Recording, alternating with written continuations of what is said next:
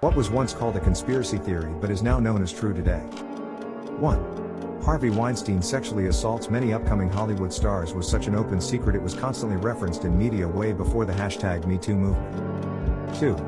The Nazis murdering Jews, Roma, etc. at the start of the war, and much of the way through it, no one believed that they could have been doing such a monstrous thing, and certainly not in such an industrialized manner. 3. Tuskegee Syphilis Study. From 1932 to 1972, the U.S. Public Health Service conducted a study on the natural progression of untreated syphilis in rural African American men in Alabama under the guise of free health care, without their informed consent.